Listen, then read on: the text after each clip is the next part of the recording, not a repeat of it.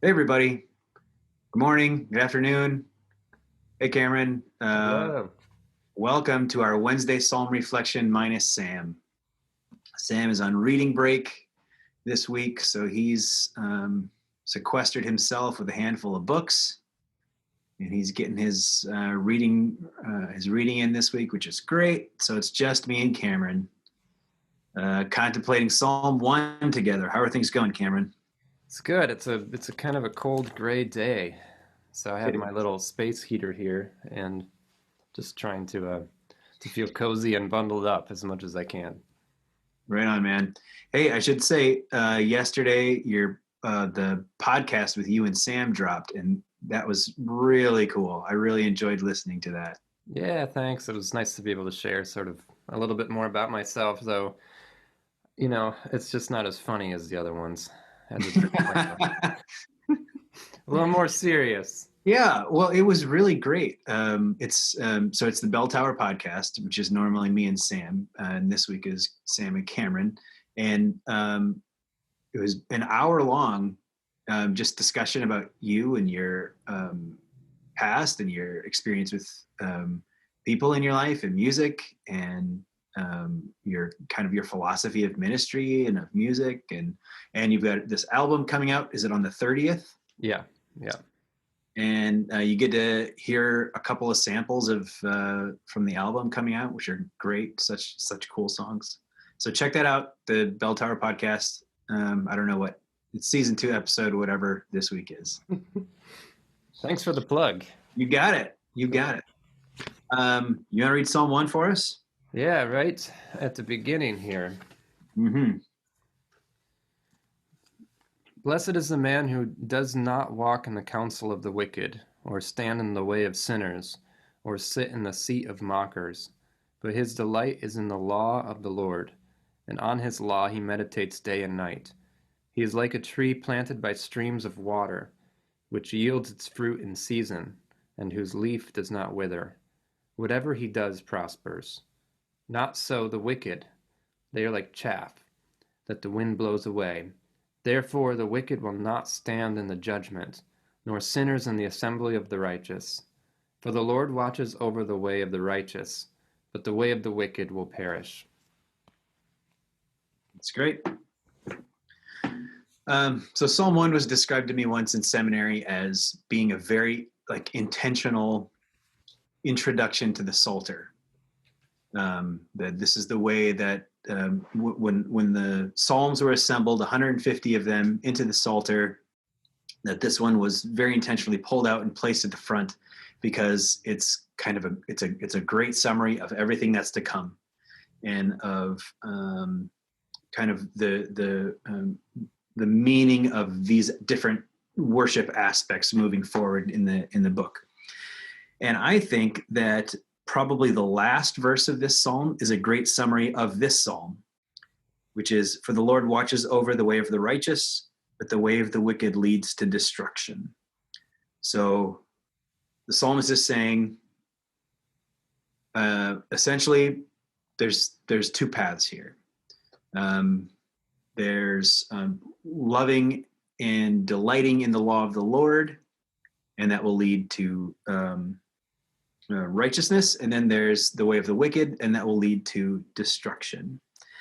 And then at the very beginning of the psalm, verse 1, it says, "Blessed is the one who does not walk in step with the wicked." So this idea of blessed, it's kind of like a beatitude, right? Like we hear Jesus use in Matthew 5 and other places. And the Hebrew word here is the word asher, which means being happy. And I feel like I've heard a lot of sermons in my life, or a lot of people talking about how this idea of biblical blessedness is somehow more spiritual, or more particular than this very generic idea of happiness. I had a professor in seminary who was like, "No, it's not. It's just happiness.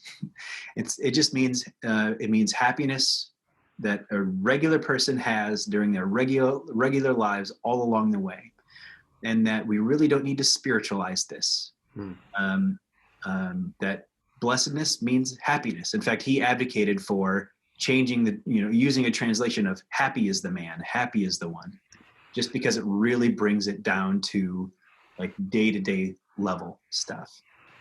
And another translation of, or another way of looking at that word "asher" is that its root means like rightness, like a 90-degree angle, like squareness. And so someone who is blessed is somebody who is, that's where we get this idea of being right with God, where we're connecting to God, God is connecting to us, and it's the way that it ought to be. And so we get this sense that it's right for us to be blessed. It's right for us to be happy, and that's the way that God created us, and that's the way that God designed us. Not that all, our happiness is completely up to ourselves and our decisions, but the main message of Psalm 1 is, look, there are a lot of choices you can make and a lot of things you can do that will really lead to greater happiness than other choices down other paths. What did you make of this, Cameron? Yeah, that's cool. So the beginning is, blessed is the man who does not walk in the counsel of the wicked. And actually the Psalm sort of, the first book of Psalm, I guess, I read sort of goes through Psalm 41. And the end of this sort of first book, I guess, of Psalm sort of ends with the idea of blessing too. Psalm 40 verse 4 is, blessed is the man who makes the Lord his trust, who does not look to the proud. And then in Psalm 41, it starts with, blessed is he who has regard for the weak. The Lord delivers him in times of trouble. And that one sort of reminds me a bit more of the Beatitudes. Yeah. Blessed are the meek, blessed are the weak. But it's all sort of under the umbrella of Psalm 1, which is sort of righteousness. Mm-hmm. Happy is the one who follows the laws of God. Mm-hmm. I was also sort of taken by the idea of, I always forget the pronunciation of the chaff. Is that how you pronounce it? Chaff? Works for me. Yeah. The wind blowing it away. I've been basically like sort of roasting my own coffee beans to save money. Thanks to the Skolton family who gave me a bag of coffee beans. So I put them in this little like arrow popper, like the little thing that you use for popcorn. Yeah. And what's interesting about the beans is that all of this stuff comes flying off of it as it gets up to temperature, and then you can use it. That's considered a roasted bean. And that's actually the chaff, I guess, essentially, of the bean. And I have this little sort of note that says, chaff is carried away by the lightest wind, and its removal brings about cleansing by extracting what is utterly useless. So it's almost like we're ripping away the sort of external junk and leaving sort of the core.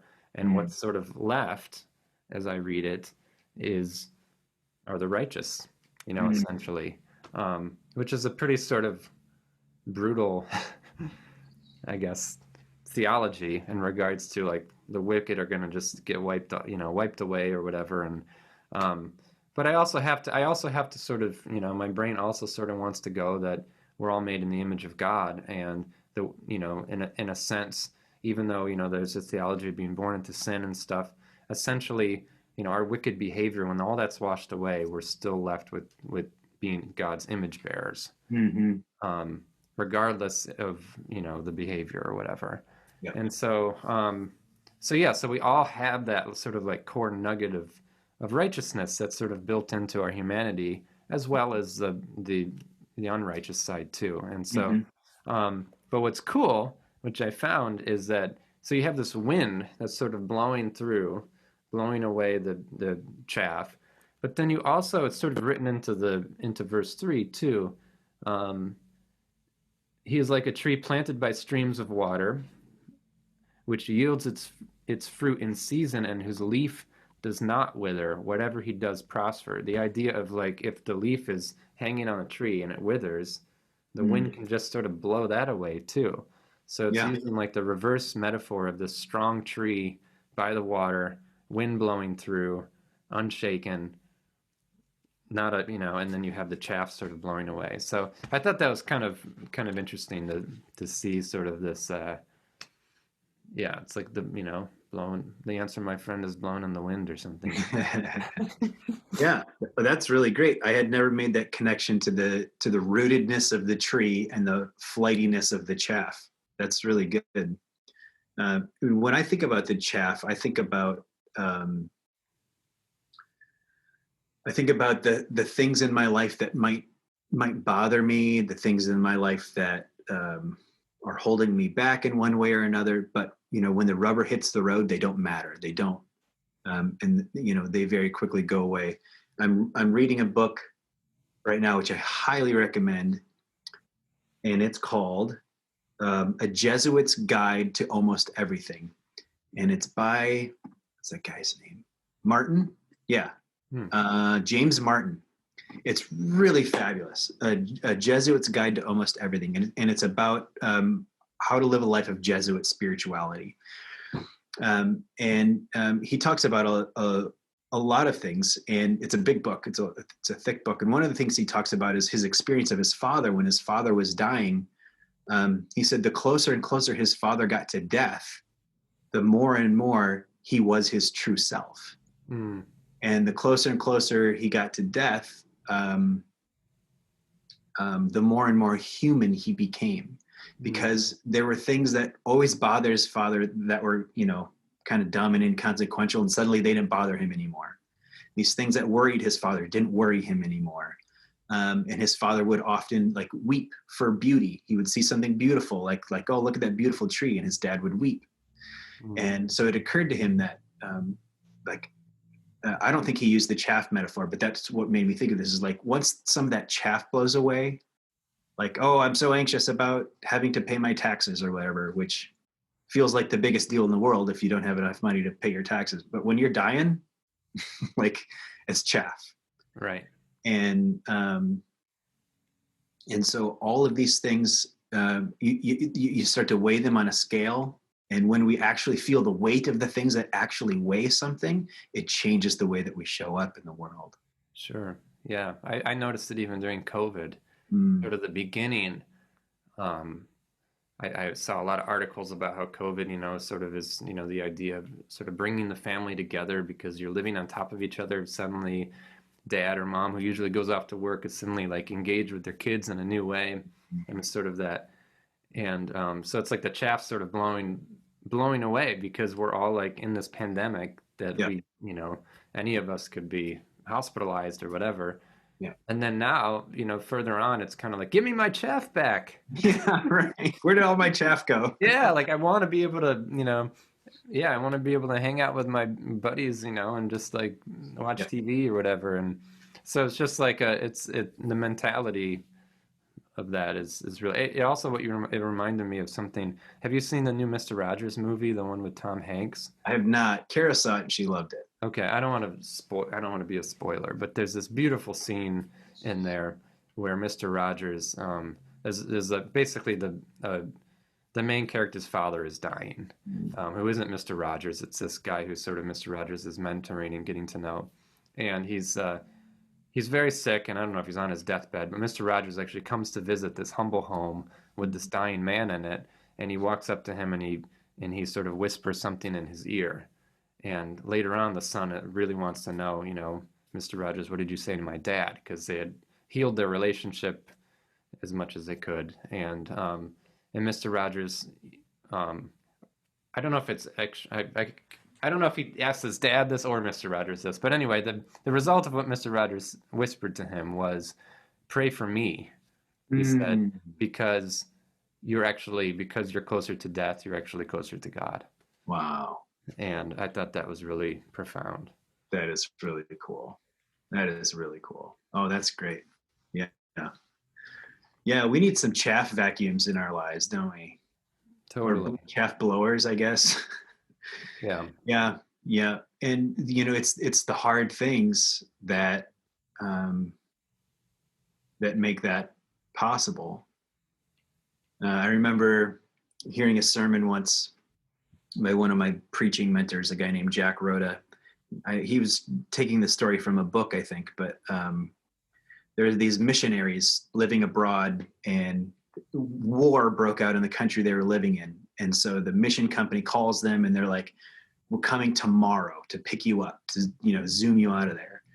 And so they're like, you can take everything under this amount of weight. Like, this is the amount of weight you have. And you can't take anything over that, because they're getting on the airplane, right? And so they're weighing everything very carefully, figuring out this or this, what is the weight, what are the things we want to take? And so they come up and they're like, all right, did you weigh everything? And they're like, yep, we weighed it all. Is it under? Yeah, it's under. And then they're like, did you weigh the kids? And the people were like, oh, like, we had to weigh the kids too. And so suddenly, this idea of like, oh, are we going to keep this book or this book? It's like that discussion is just suddenly chaff, because it's like, we got to weigh the kids. Totally. Yeah.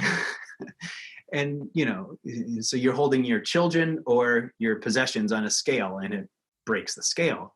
Yeah. And it's like, okay. And his point was, are we weighing the chaff? And how much weight are we giving the chaff? Is it too much weight? Sure. Yeah. And then how does it relate to this idea of happiness? Mm-hmm. I think that's a big, sort of discovery, because my brain, naturally wants to sort of investigate and go into and figure out what all of the junk is, the murky mire, like try to find my way through the labyrinth of human nature and sin and all of this sort of like stuff. And I would, if I had to take stock in my life, I'd probably put a lot less energy in like actually going down the road of happiness and a study of that sort of thing. I think it's because in ministry you're sort of walking with people through hard times, and that's sort of where a lot of the meat lies. And then you're self-reflective, and we have this the whole nature of the cross is that story and living into that story constantly. But to do to actually sort of to look at the front end of blessed are the weak instead of focusing on the weak, like the blessed part. The blessed part. I've always found really difficult. And so it's kind of striking to me that, the whole Psalter, which is like probably in some ways the darkest, some of the darkest verses in the Bible start out with the idea of happy, and what's, so I think that's like it would be a really cool sort of studying it.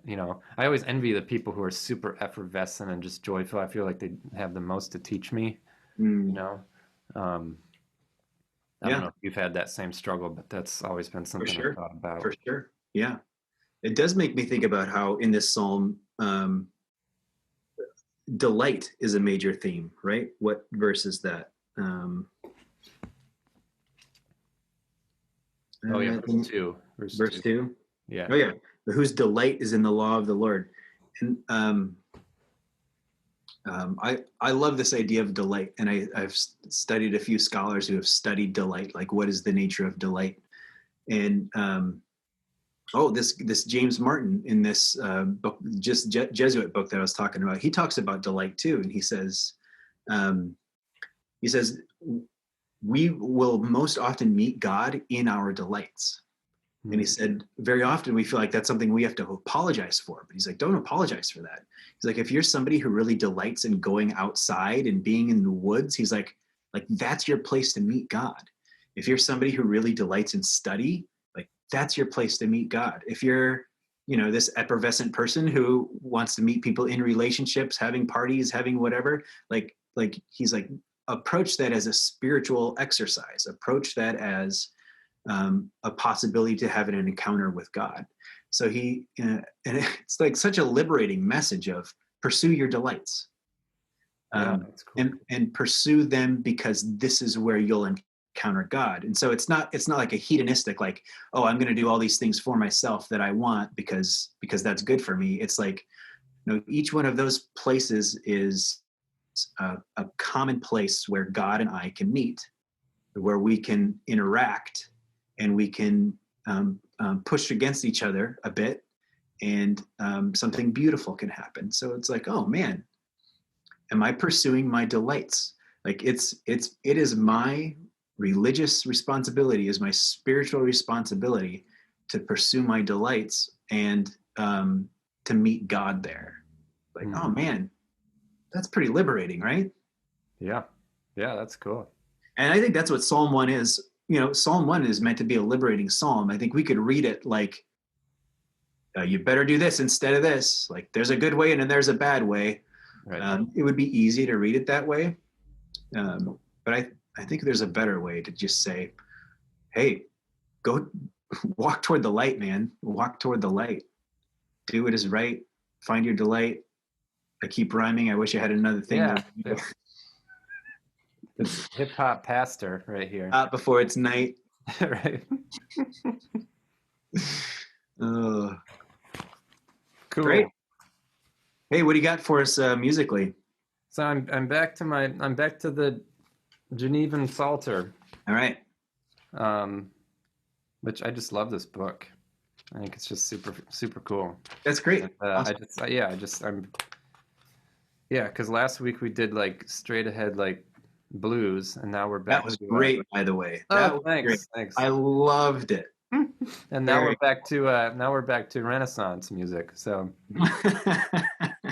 next week it'll be hip hop, I guess. I had a comment from somebody being like, I was really looking forward to hearing your Eddie Van Halen version of the song. And I was like, oh, I can't get too ambitious here. That would be epic. Yeah. So enjoy it, and everybody have a good week. Yeah. It's good hanging out. Yeah, cool. We miss you, Sam. We'll see you next week too. Very good. See you, everybody. Bye.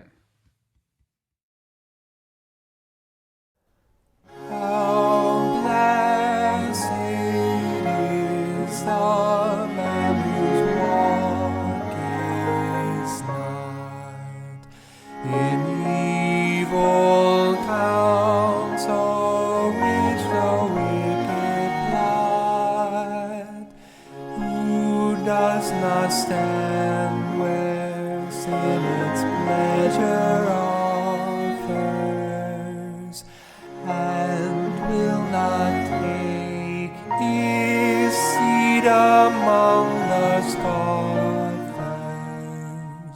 but his delight is in God's covenant law.